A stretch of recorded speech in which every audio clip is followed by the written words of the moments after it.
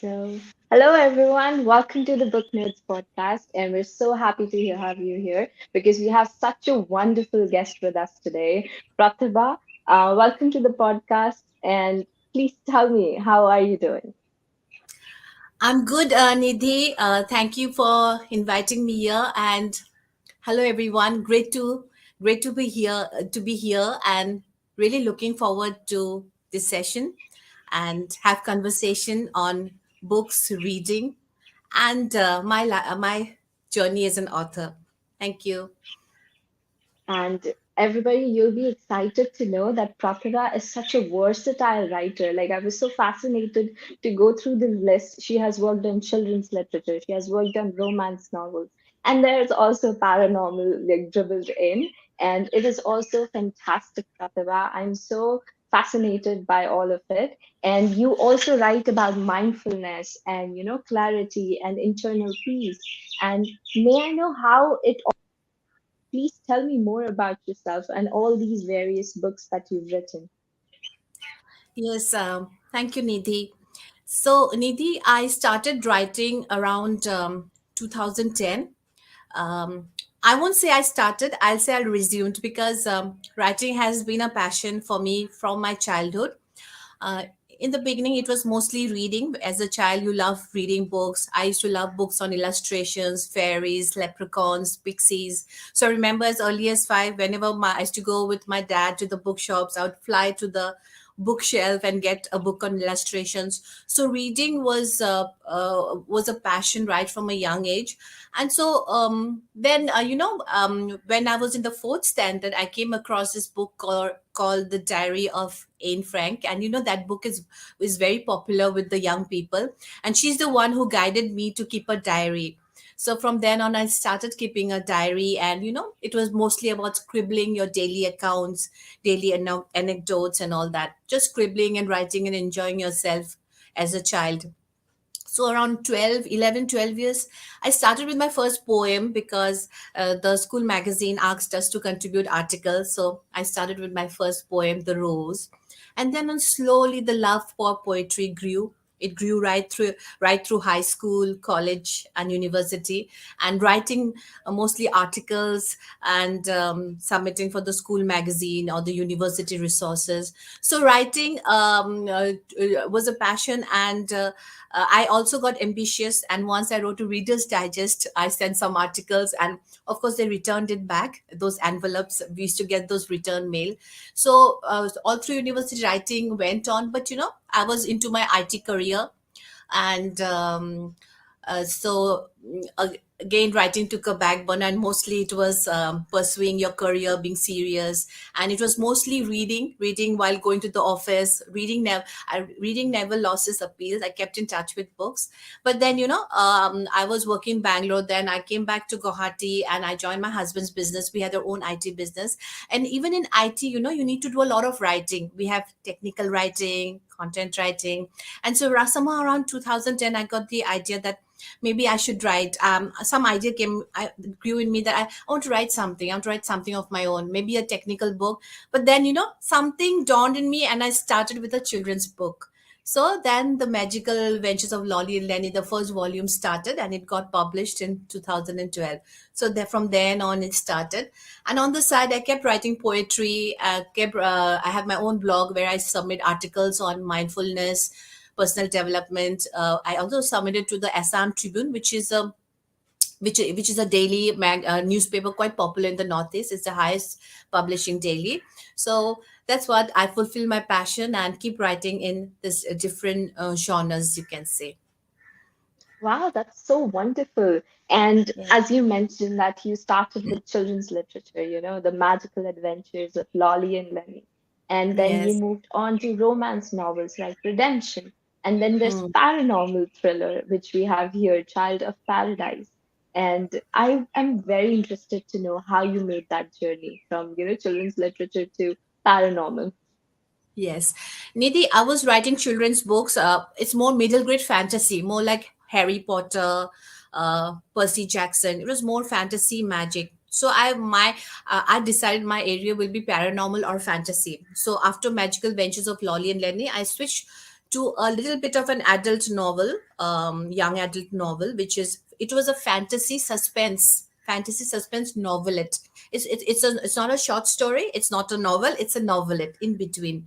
So I started with that, and then while writing that, I was planning to continue with my children's series also, and little bit of adult, more in the lines of fantasy and paranormal, but a little bit of for the adult genre, because I got a lot of experience writing the middle grade series. So while I was writing that, this Child of Paradise, the story, that I started seeing flashes, images of that story. It kept haunting me.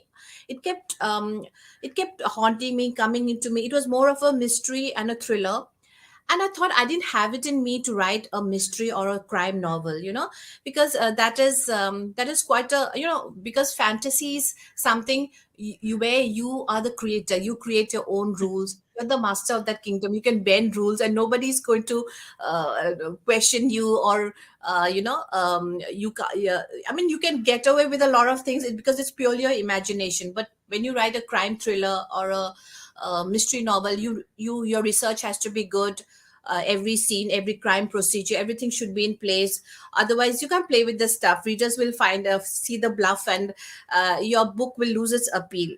So I didn't I thought it was maybe the glamour of writing a crime mystery novel like Agatha Christie. Maybe that was some fancy that caught up with me. But then, that story, it was very psychic. The story kept haunting me. I kept seeing scenes and flashes, images of that story. It kept haunting me. And even there was one of my favorite musician, Maxim. He used to play a lot of this music called Child in Paradise. It's a very the music is very it goes towards climax, very haunting music. So that music also used to play, and I used to keep seeing these images, and then I thought maybe I should start writing the book. And the book was kind of, there was a paranormal bent to it, because the images were very random, but when I wrote the story, it fitted very well into the all the scenes blended very well into the story in a sequence. So I think that was very psychic, more of paranormal kind of touch in writing that novel, Child of Paradise. Yeah, definitely. It seems like that book really wanted you to write about it. Right, You know? right, And right. so, since we're talking so much about Child of Paradise, I would love to know a little bit more. As you mentioned that this is not purely fantasy, so you'll have to do your research and come up with things that are more appropriate. So, I would love to know how you went about it, and were you satisfied with it? How was the work? Yes. Actually, Nidhi, Child of Paradise has a lot of paranormal stuff, such as psychics and ghost hunters, afterlife, spirits, spirit guides, mediums. It touches a lot on those themes. You know what happened, Nidhi? Actually, because of the loss of my loved ones, people I loved very early on in life, I was quite interested in the afterlife, about paranormal hauntings, or how, people, they have a sense of people, the spirits of people who have left them. So I was very interested in the afterlife kind of stuff.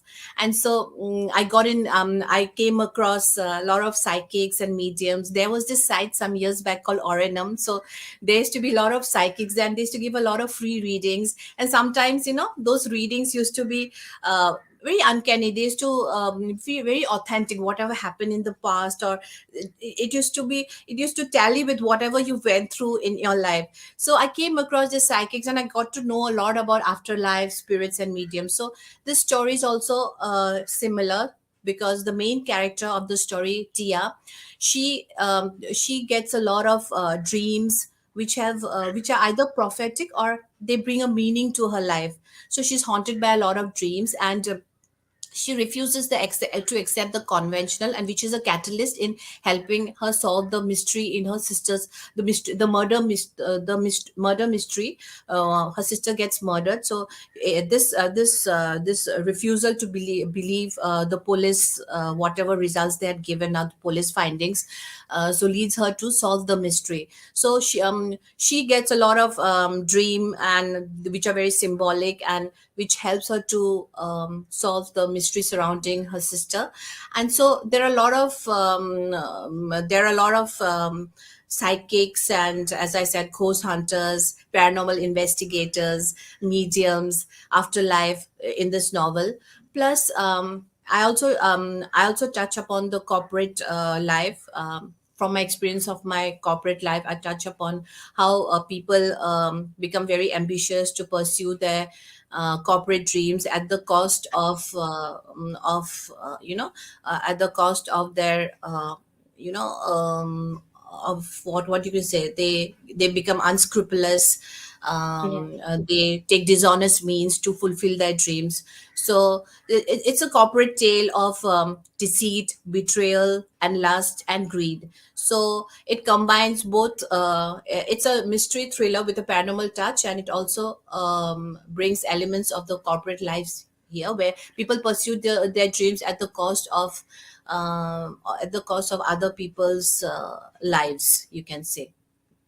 Yeah, I think that is what I find most interesting about your writing is that there's so many types of things because there's no one-dimensional writing. It's like a person lives a life. Okay, there could be a mystery, there could be some thrilling elements, but a life is still a life. There's so many things attached to it. You have to work for your means, and so that was all shown, and I really admired it honestly because there's so we as humans are multidimensional and that is what is portrayed in your book. So that makes a lot of sense. Which Hmm. again, we come to your latest novel, Butterflies in the Storm. Hmm. And Hmm. I think again with that specifically, you've done this wonderfully. Like you've taken an Age of Coming novel and given it so many elements that it just seems like a drama. What do you say about that? Like, please talk more about this book. Yes. So, Butterflies in the Storm is a coming of age novel, and here the character evolves through various stages of emotional and mental development as the story progresses. So, we follow the character's journey through her personal growth and development as she finds her way in life and tries to stand on her own feet. So, you can say it explores the character's transition to maturity, as she faces a lot of turmoil and inner conflicts while overcoming the traumatic events in her life. So um, it we get to see the journey of the character as she goes through various stages, self such as such as being aware of her sexuality, adjusting to her peers, because when children grow up as young adults, there's a lot of adjustment period with their peers, Yes. falling in love, dealing with death, um, developing mature thinking. And at the same time, she also becomes aware of human conditions such as depression, suicide, molestation, and different complexities of adult life. So that is what Butterflies in the Storm is all about. And you have done a wonderful job of, just summarizing it right now. Yeah. And I just want to tell the audience that this is so much more, and there is so many stories attached to it, and sub plot lines that I really like. And Hmm. another thing that I find very interesting and very Hmm. imaginative actually are the titles of your book, Hmm. like Child of Paradise and Butterflies in the Storm. So please tell me, how do you come up with this? And, do you specifically come up with this particular imaginative titles? Yeah. Actually, Nidhi, as I told you, again, Butterflies in the Storm was again like just like Child of Paradise, where I was not intending to write it, and it came over. The story grew and haunted me, and I started writing. Similar case was with Butterflies in the Storm. It was very natural and organic kind of a process. After Child of Paradise, I was planning to write the sequel. So which and in fact I've started it parallelly. So it is again mystery thriller with a paranormal edge. But then again again this story came to me in the form of scenes and flashes in my mind, and and but I was not planning to write in the genre of contemporary romance or coming of age. I was mystery or paranormal or fantasy were more my thing. I was not intending to write in this genre, but again, the story kept chasing me, haunting me, and it kept growing every day. The scenes, I could feel how the story would go, how different scenes would unfold. So this kept growing, and but what happened? Child of Paradise was quite heavy, quite draining. It was quite intensive writing that book, because it involved a lot of research regarding crime procedures, criminology. I had to interview a lot of people from the police department or the crime branch. I had to Wow. know a lot. I couldn't play around with the thing. There was forensic science and criminology and so much. So it was quite draining for me. So since Butterflies in the Storm kept haunting me, I kind of took refuge in starting to write it, and I enjoyed it, because there was not much research involved here. There was research, I'll tell you where, but it was more an inspirational led story. I could relate to it more. It was more an emotional story. The emotions I could relate to. So it was led by inspiration. So I started writing Butterflies in the Storm. So as you said, how did that come with the title of the book? This here this for this I have to tell you the a bit about the story. So the Yeah. story goes, yeah. So the story goes like this: is that Ria, the protagonist, she's an 18-year-old teen, and she doesn't have parents. She lives on the charity of her relatives, and so she has a lot, because of that she has a lot of struggles in her life, both financial and emotional. And that's why her relationship with her family, like her cousins, her relatives, and even her peers, are considerably strained and difficult. So so what happens is, dealing with this emotional difficulties, and trying to overcome these negativities in the form of jealousy, malice, exploitation, domination. A lot of people try to bully her. So trying to cope up with this. So while doing this, there's a lot of angst in her life, and she so it in fact threatens this emotional difficulty. It threatens her motivation, her goals in life, in fact her very sanity. So Ria, the protagonist, she realizes it early on life that life isn't fair to someone like her, who doesn't have a strong backup or a voice to stand up for her, or even monetary backup. So, but the novel starts in a lighter vein. It starts with campus tales, sprinkled with fun moments, sweet friendships, college fun, teasing around, then crushes, light romances. At the same time, it also deals with student dilemmas in a university, such as um, peer pressure, rat race competition, coming of age struggles, and dealing with complexities of relationships. So, but as the story progresses, chapter by chapter, it gets deeper and heavier, because Ria has to deal with a lot of alienation and exploitation, because of the situation in her life. She is a girl without parents, and a woman's struggle is brought to light here, and how society targets her vulnerabilities, and she's often judged. So um so that's what Ria, she's a bright teenager. She copes with a lot of financial difficulties. Her cousins are jealous, her aunts are very manipulative, she has a controlling brother. But she deals with all this with a lot of stoicism and wisdom, quite unnatural for someone like her. She you can say, she her the her lack of financial and parental support makes her very delicate and fragile, like a butterfly. So the butterfly used in the title is a Yeah. metaphorical. It is a metaphor, just like a butterfly is the most fragile insect in the animal kingdom, and We can't imagine it surviving a storm where skyscrapers and buildings and machinery and cars are blown away, uprooted miles away. So but Ria, with she faces a lot of her relatives, they take her for granted. They are blind to her feelings and necessities. So it's very difficult for her, but she deals with all of this with a lot of patience, and she accepts the lack in her life, and she deals with them with determination and grit. So she uses her soft power, just like her soft power, which is patience, grit, determination.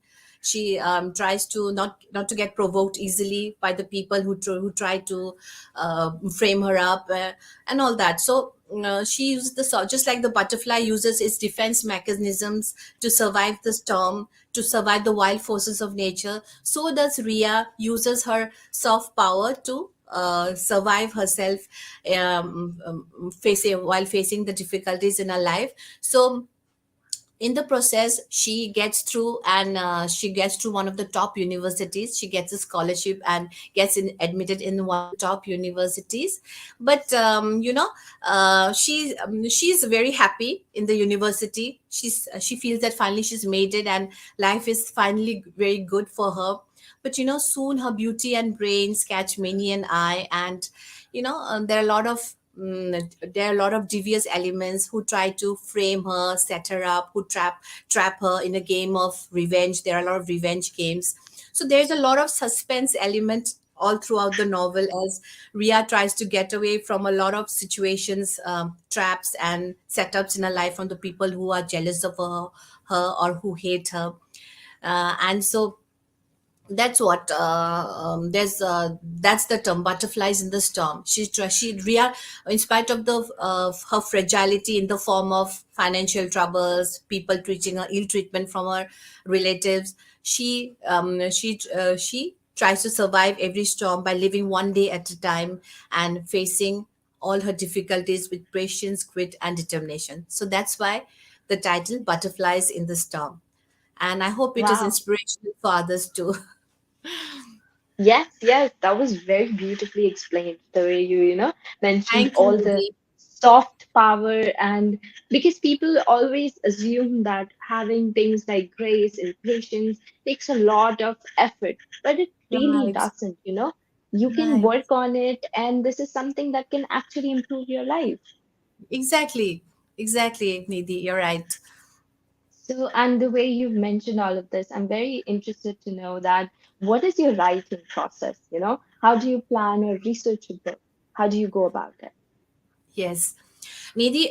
So the thing is, at first, if I get some ideas, usually you'll get it.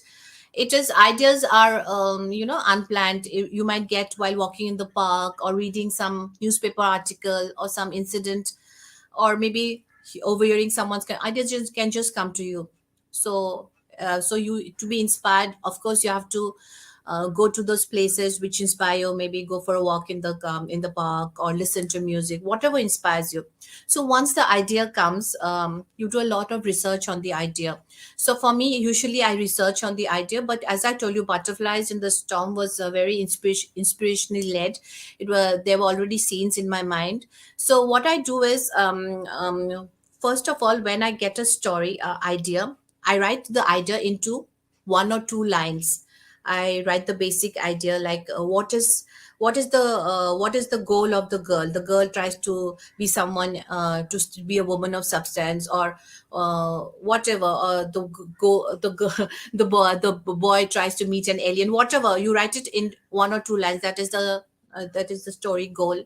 And after that, you write a bit of the character. You need to imagine your character, give it a name, give some personality traits, so that you're going to talk about someone. It's a real person. So you write a little about the character, and then from then on, you write about the setting. Where does the story take place? What is the location? How does it feel like? Is it too much of a rainy weather or a sunny weather? So you start with the idea, which you write in 2 3 lines. You write about little about the character, and then you write about the of the setting. After that, you go back to that idea which you wrote in 2 3 lines, and then you explore that idea. You question, you explore the goals of the character. What could be the goals? What are its objectives? What are the obstacles it is facing? What kind of goal is it? Is it a financial goal? Is it a career goal? Or is it about falling in love and finding the winning the person she loves? So you write about the goal, character's goal. So you write into around 1 or 2 paragraphs, and after that again you go, you write that, and then again you go back to the character and write a little more about the character, then add some supporting characters around it. Just 1 2 lines, just sketchy, just rough, not like, it should not be like definite and specific. And then you write the relation between the characters. You write a little bit about the antagonist, and how that will create difficulty for the main character, and so on. So after you finish that in 2 3 pages, you write about the summary and about the characters. You again go back to the main summary and you flesh it out a bit. You divide it into 3 paras. Maybe there will be a beginning, there'll be middle, there'll be an end. The beginning will have the, say, exposition and the inciting incident. Exposition is where you write about the character, how she is in her daily life, what happens to her, her background, her backstories. You can write about that. That's the exposition, how the novel will begin. And then you write about an inciting incident, where it leads to a series of events which sets the story flowing. So the inciting incident will start the story. Previously, the character will be in will not be, even if there are difficulties in their life, they won't want to change, but this inciting incident will change the status quo, and the character will take steps to change their life. So that is the beginning part of your novel. Then the middle part of the novel, there will be those confrontations, those uh, the character starts, instead of reacting, it starts to take actions. There'll be mini victories and failures, and so on. The drama will start intensifying. So that is the middle, where you write little bit how you envisage the story to be. And then we have the third part of the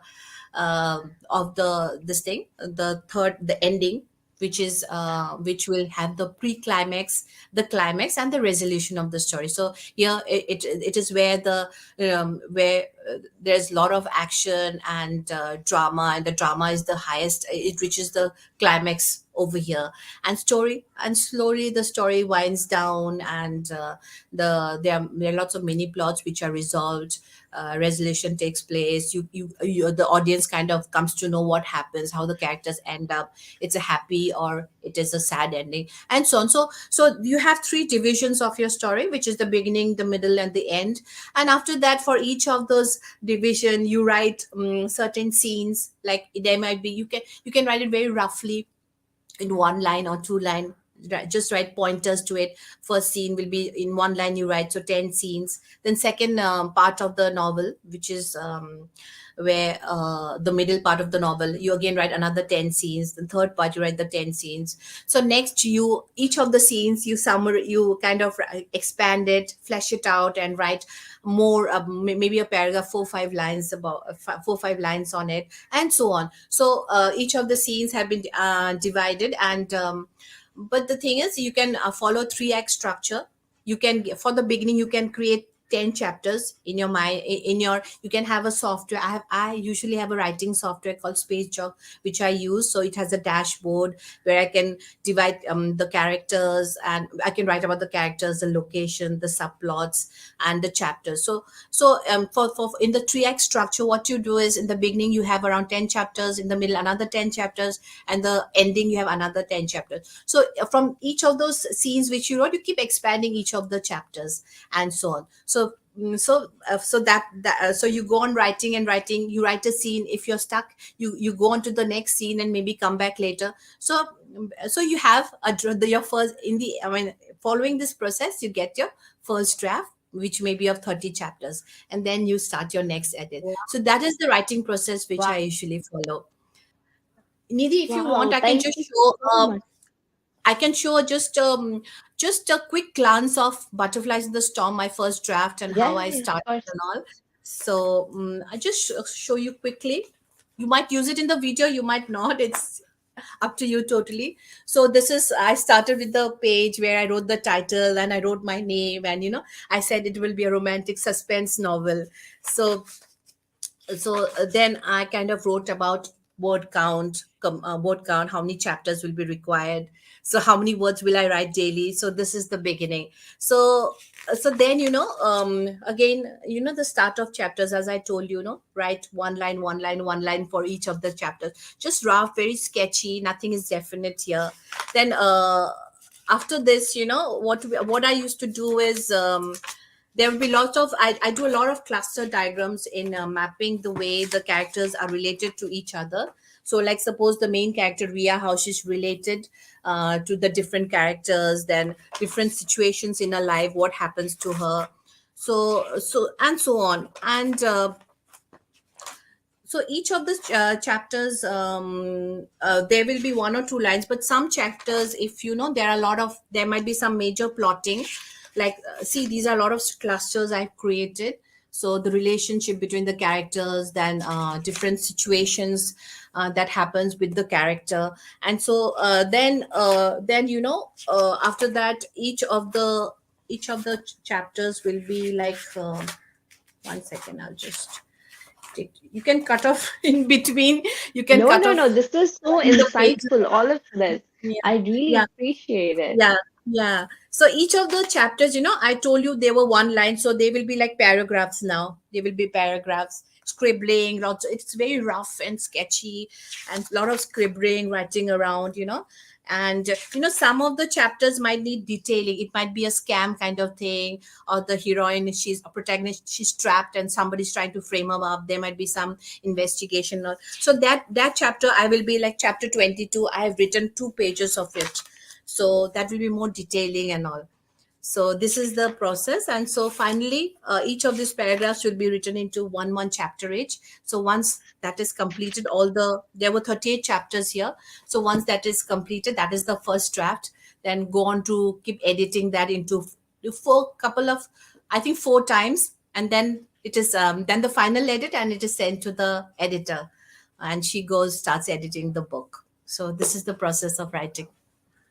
And guys, whoever is like watching, this is what it became. Like that notebook turned into this beautiful novel. And wow, that was writing masterclass. I'll be really honest, the way you explained Thank all you, of it. Nidhi. Thank you. That was, I'm pretty sure our audience appreciates it as well. This is so insightful for all the young authors who are always a bit confused as to how they go about it, if they're doing enough or not. And you just solved all their problems. It's great if it helps them. Thank you, No, Nidhi. definitely, Wonderful definitely. words.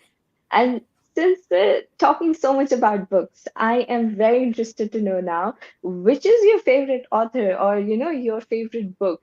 And another thing, have they ever made it into the story? Have they made, a glimpse of their writing or their characters into your story?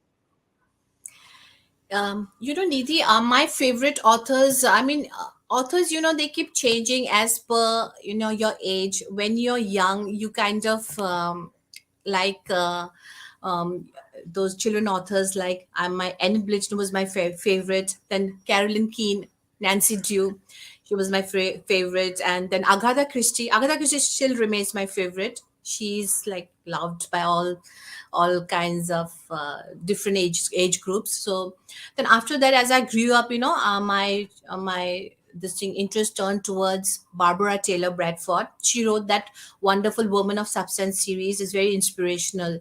How a poor girl, she becomes a business, runs a business empire. So that book was very inspirational. I used to write down inspirational, dialogues and lines from that book. So Barbara Taylor Bradford, Danielle Steele, she teaches a lot. Her stories are very inspirational. She teaches a lot on how to cope with different kind of struggles in life. Danielle Steele, then Nora Roberts. And now I like, I'm like, my reading involves different genres. I like children books, middle grade, as well as adult books. I like J.K. Rowling. I love Harry Potter. I like R.L. Stein, Goosebumps. Yeah, even Stephanie Meyer's Twilight, I really love that Yeah. series. And then, and now mostly love self-help authors, Robin Sharma, Paulo Coelho, and recently I read Gaur Gopal Das. It was wonderful. So now it's like more self-help series. But again, I do read fantasy and paranormal books. I do read them once in a while. Okay. Yeah, and you said and you asked me whether they affected me. You know Yeah. what, Nidhi? I strongly feel that we should be more true to our own unique style, our own creativity, as and voice, as that is something which we own. It makes our writing more authentic. It makes it more appealing and unique because the way we have grown up, how our perspectives have shaped up, only we know that, and we should bring it out. If we copy others, it won't sound more so authentic. So and Butterflies in the Storm is an inspirationally led story. I feel it's the hand of the divine, or intuition, you can say, if you don't believe in the divine. So and many authors say that there are stories are already out there in the universe. Yeah. It is just the right person who has to channelize it, and depending on the interest and passion to express that particular message or theme. So I try not to I try to express my own voice. But you know what happened? Children book series, you need to write more for children, so it has to be very more of a easy, simple language. And but when I wrote Child of Paradise, since it was an adult novel, I used to be very descriptive and detailed and take time to build up the tension because of my favorite authors in the like Barbara Taylor Bradford and Daniel Steele. They used to be very descriptive in their earlier novels and all. But nowadays the audience, they like a more fast paced novel, more action based, based. So I kept that in mind and made it more fast paced and action packed. I So hope that you keep answers. up with the trends. Yes, of course. And this is so interesting. So you keep up with the trends, you like Right, assimilate right, into your book. And right, right, I think that's the best part of being an author and grow with the times because right. stories are, you always want to tell stories, but the best way to tell them is how people are going to read it. Yeah. Wow. And the way you said, like the stories are out there in the universe, I read this somewhere. I'm sorry, I'm forgetting the writer's Yeah, name, and a lot of but authors, even Elizabeth Gray, she has also said about this. A lot of authors, and I feel it's true because often, already I've seen the images. I don't. Sometimes I'm fighting. There are too many ideas and too many scenes, and I'm fighting to choose the story. Sometimes it's like that. So already I see the story, and when I wrote the title "Butterflies in the Storm," I never imagined it will come to this end, and the book will turn. The book is around 400 pages, almost around 400 pages. I tried to reduce the while designing book, reduce the gaps in between and bring it a little down. But those scenes and all, it's you feel very it's very psychic. There's a divine hand,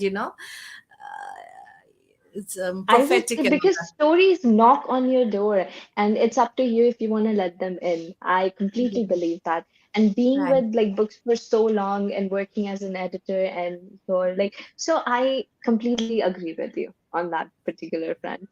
right, And Nidhi. wow. And I think a lot of people who are watching this are young writers who want, you've already given them a master class with all your explanation about writing process, but anything inspirational that you want to share with them? Anything inspirational? Yes. uh See, what is for people who want to be writers? First, what I'll say is read a lot, because readers become writers. They read a lot, and write whenever you can.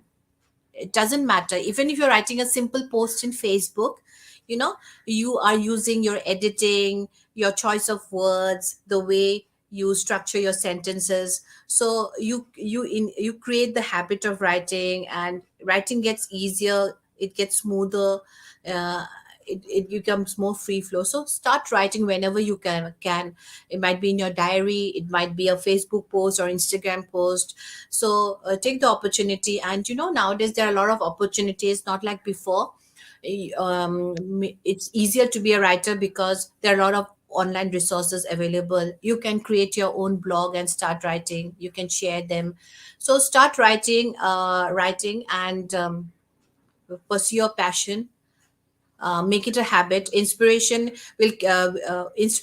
doesn't come every day, but once you make it a habit of writing, it will take you through all situations, even when your mood is not there or you're facing a roadblock or writer's block, whatever. It's your habit which will help you through your writing journey. So make it a habit. And also, writing is a passion. Uh, Keep your daytime job, because if you don't have a daytime job, it will kill your creativity till you're settled. And it's a very difficult industry right now. It's very complex and competitive.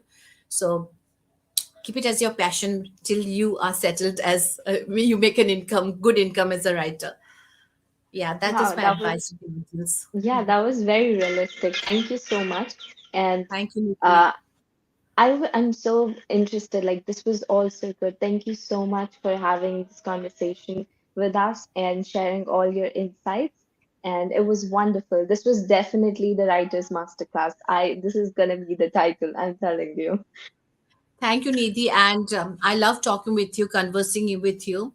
Your energy was so vibrant, and sometimes with the right people, the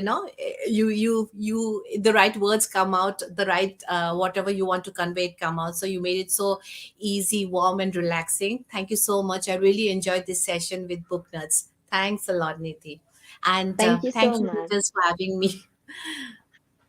We are so glad to have you here and listen to all your stories. Thank you. And thank you, audience, for joining us. And please check out all the books by Pratibha. And I have the two of them with me, Child of Paradise and Butterflies in the Storm. They're wonderful. And the children's series as well. You can all find them on her website and on her socials. Check out the Book Nerds socials for more information. And thank you for joining us today. Thank you. Bye.